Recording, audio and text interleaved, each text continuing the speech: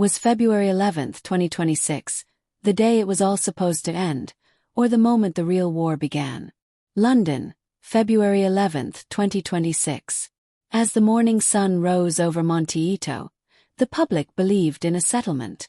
Prince Harry and Meghan Markle had signed an agreement just hours earlier, intended as a lasting foundation for peace.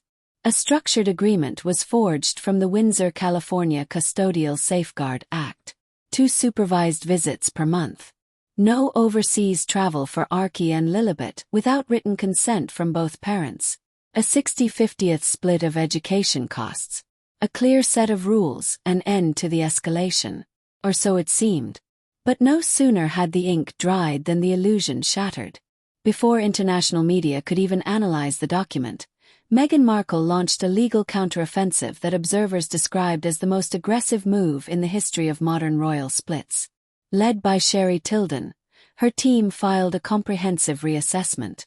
It wasn't about minor adjustments. It was about a complete overhaul.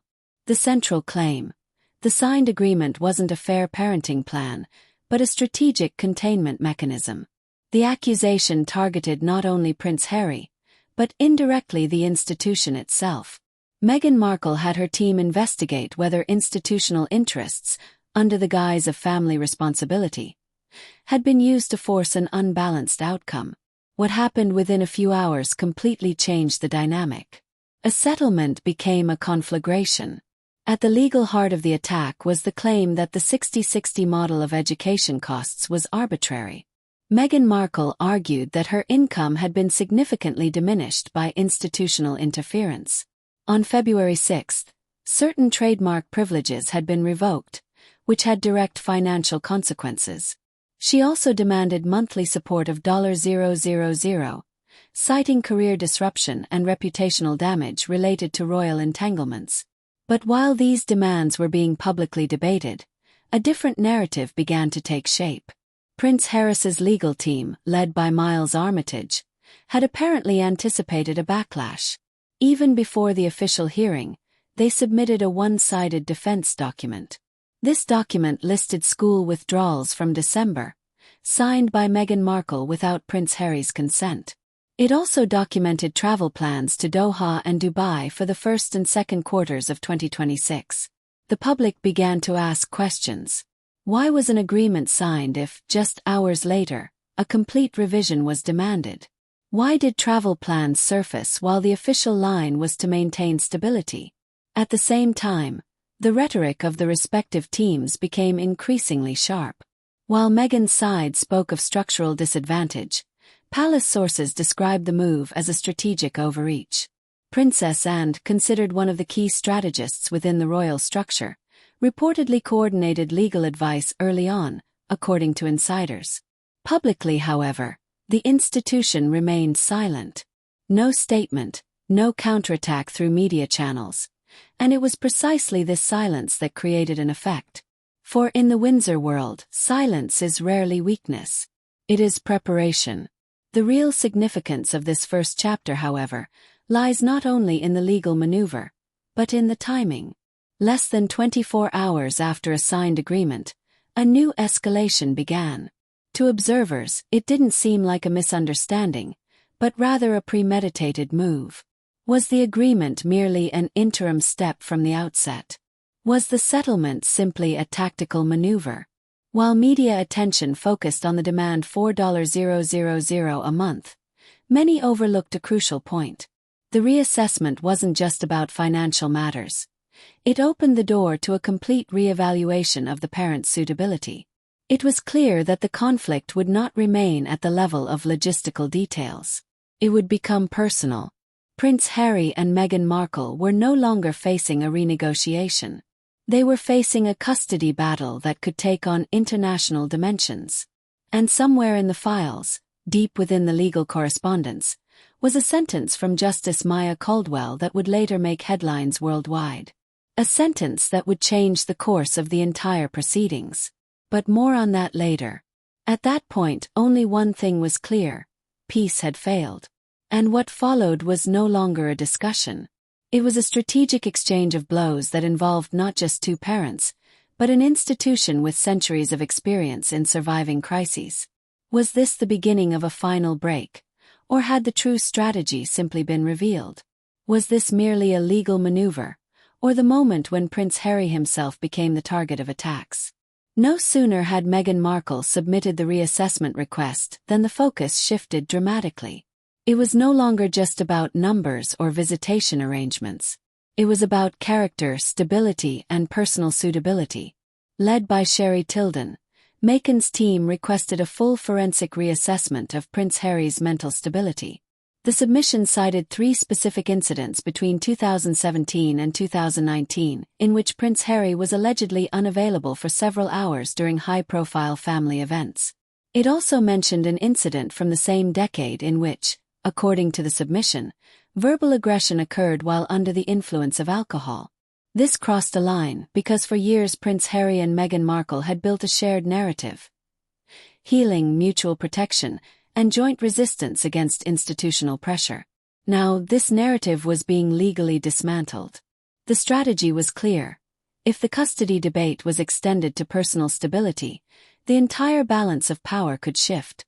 At the same time, Meghan's team argued that her role since 2020 had been structural, while Prince Harry had increasingly assumed a symbolic position. She had provided the foundation, while he had remained the public face. This narrative aimed to re-evaluate the 5 evaluative pillars: income, living situation, parenting history, actual behavior, and mental health. California family law often prioritizes continuity in primary care. This was precisely where the argument began. But the question many observers were asking was different. If these incidents from the years leading up to 2019 were indeed of such significance, why were they only brought to court in 2026? Prince Harris's defense team, led by Miles Armitage, responded with cool precision. The 10-page preliminary brief not only refuted the allegations but also included internal documents that painted a different picture. Among them were school withdrawal forms from December 2025, signed by Meghan Markle without Prince Harry's consent. Travel plans to Doha and Dubai were also documented. This shifted the balance of power. While Meghan's side questioned Prince Harry's stability, his defense presented evidence of independent strategic decisions made by Archie and Lilbet. Simultaneously, institutional preparations in the UK intensified. According to sources close to the case, Princess and coordinated legal consultations. Prince William was briefed in confidential meetings on potential financial safeguards. Publicly, the palace remained silent. No press conference, no emotional statement. But behind the scenes, a structured defense system was taking shape. Princess Catherine was reportedly preparing a symbolic gesture. Lady Louise Windsor was involved in diplomatic discussions. Sophie Duchess was considered as a possible co-counselor should an international component be activated. All these movements unfolded beneath the surface of the media. Meanwhile, Meghan Markle herself came under increasing scrutiny, as her demand for $187,000 per month opened up discussions about financial structures. Was the escalation emotionally motivated or strategically financial? In the public eye, the picture began to shift. The initial portrayal of a mother fighting for custody was supplemented by a second narrative, a strategically prepared renegotiation, possibly with far-reaching goals. Prince Harry remained outwardly reserved during this phase. No interviews, no public statements. But internally, it was becoming clear that the dispute would not be decided solely in California. It would rely on international agreements, diplomatic arrangements, and institutional safeguards. Justice Mayor Caldwell prepared for the first hearing, and with each new document, the impression grew that this case went far beyond a typical separation. This was not just about custody. It was about jurisdiction, sovereignty, and control over narratives and the future. And the central question became increasingly urgent. Was the reassessment a legitimate protective measure or part of a broader strategy that wasn't yet fully apparent? What did each side really know? And who held the stronger evidence? The coming days would reveal that this second phase of the conflict was merely the prelude, because while legal briefs were being exchanged, a completely different level was beginning to unfold in the background: that of financial transparency. And it was precisely there that the dynamics would finally shift. Was the custody battle just the surface, concealing a financial implied beneath? When the financial disclosures were filed with the California Superior Court in mid-February 2026, the tone of the proceedings changed fundamentally. What had previously appeared to be an emotional and legal power struggle suddenly took the form of a forensic inventory. The documents comprised 87 pages. Not a mere inventory of assets, but a detailed analysis of expenditures, lines of credit, and trust activity. The focus of attention was $2,300,000 in personal expenses incurred between 2022 and 2025 using shared credit lines. The breakdown caused considerable internal unrest. Approximately $480,000 was for fashion purchases from international luxury brands. Another $670,000 involved private air travel, including individual trips to Abu Dhabi and Nice. An additional $31,000 was spent on image consulting and media training. Prince Harris's team, under Miles Armitage, did not present these figures in isolation, but rather in conjunction with internal accounting records from Archwell. The allegation was that certain personal expenses were processed through trust-related accounts. A former Archwell employee reportedly stated in an internal statement that some invoices were retroactively declared as brand representation or philanthropic activities. Simultaneously, offshore structures surfaced. Documents from the United States pointed to 2 accounts in the Cayman Islands, linked to a company called Echo Clover Limited, registered in the British Virgin Islands. Between August and December 2025, $890,000 was allegedly deposited there by promoters from Dubai. According to the documents, this income did not appear in regular tax returns. When this information became public, the institution reacted immediately. Internally, departments activated the Crown Transparency Statute from 2023. The documents were forwarded to the relevant authorities. Meghan Markle's spokesperson rejected all allegations, citing outdated structures and legitimate international income. However, the public impact was palpable. At the same time, pressure on the internal organization intensified. Within 24 hours, several executives resigned, including the director of brand partnerships and the deputy legal counsel. Hollywood also reacted sensitively. Speculation about possible revaluations of projects with streaming platforms circulated. The planned solo project, Woman Without a Crown, came under scrutiny. But another development was even more explosive. Meghan Markle continued to demand monthly support payments, while at the same time a portfolio worth $7.8 million was frozen. Prince William is said to have ordered in confidential meetings that assets close to Windsor be placed under independent trusteeship.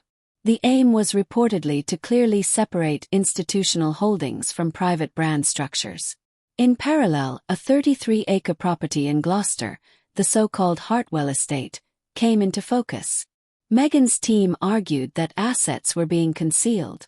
Prince Harry's defense, on the other hand, spoke of protective measures. The question arose: was the financial pressure the trigger for the escalation in the custody battle? Or did the custody conflict serve to mask financial turmoil? While the public was still debating fashion spending, forensic IT teams were working behind the scenes on a more in-depth investigation. Analysis of Archwell's servers. There, they came across a file that initially seemed inconspicuous, an internal project folder titled Project Mirror. At that point, no one knew that this very file would completely change the dynamics. Meanwhile, the Windsor apparatus intensified its preparations. Princess Catherine planned a symbolic appearance. Lady Louise Windsor traveled with diplomatic entourage. Sophie Duchess was officially named as a potential co-advisor. Prince William coordinated financial safeguards. Princess Anne led legal consultations. The strategy was clearly institutional stability versus private dynamics.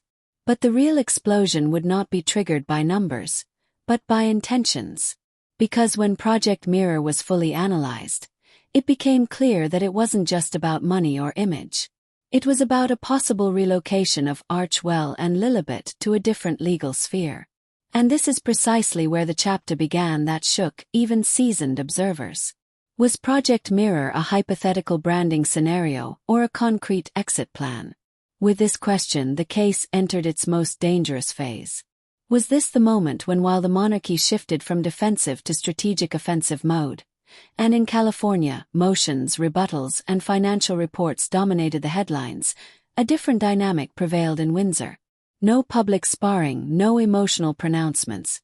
Instead, a systematic restructuring of the legal defense began. In mid-February, the Custodial Advisory Committee was officially activated. This body, chaired by Princess and aimed to prepare international safeguarding mechanisms for Archie and Lilibet should the conflict take on a transnational dimension.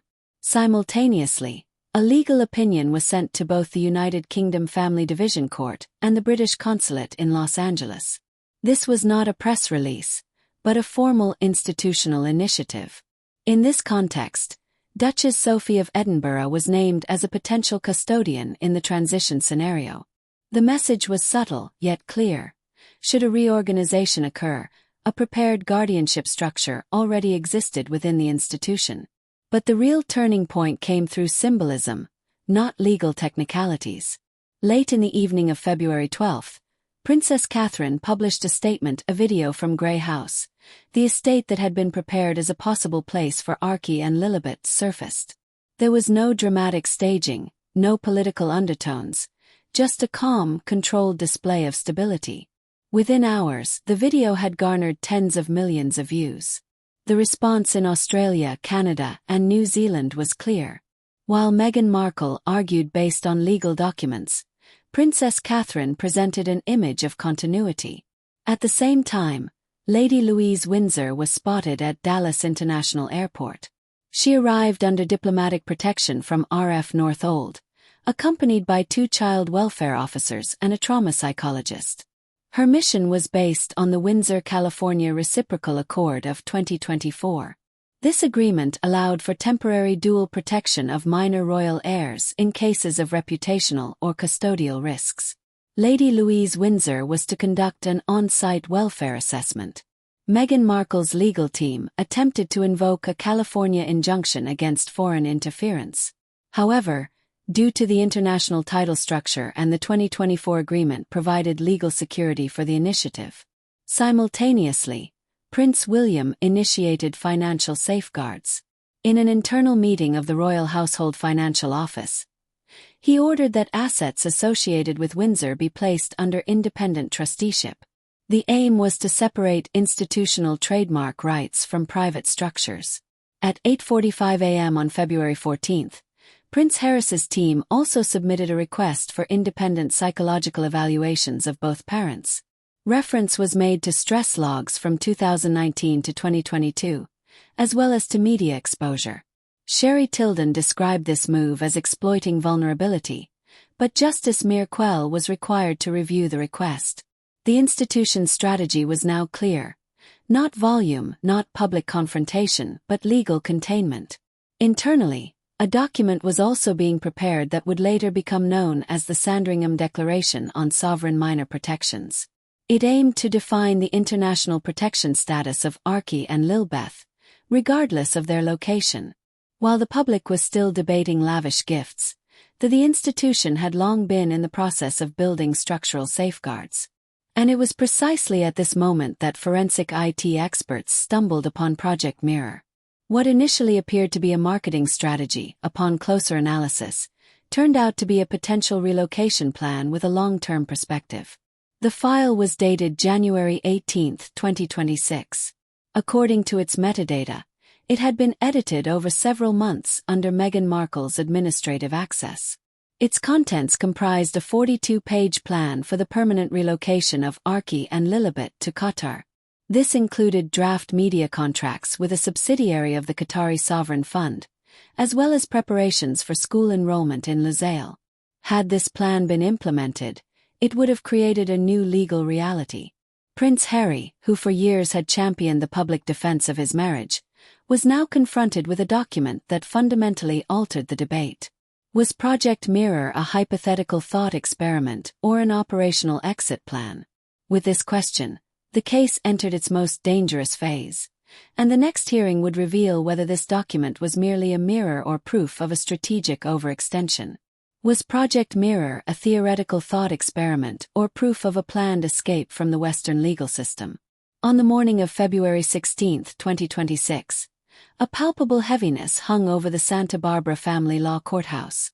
Until then, the conflict between Prince Harry and Meghan Markle had been perceived as an ideological battle, tradition versus modern institutions versus individual brand. But with the disclosure of Project Mirror, the focus shifted radically. Forensic experts from AIT presented metadata proving that the document dated January 18 and had been edited over months under Meghan Markle's administrative control. It was a 42-page concept paper, but its content went far beyond branding. Project Mirror contained detailed plans for the permanent relocation of Archie and Lilibet to Qatar. At its core was a multi-year media deal with a subsidiary of the Qatari Sovereign Fund. The deal envisioned exclusive access to the lives of the two children. Simultaneously, options for dual citizenship were explored through an honorary partnership model.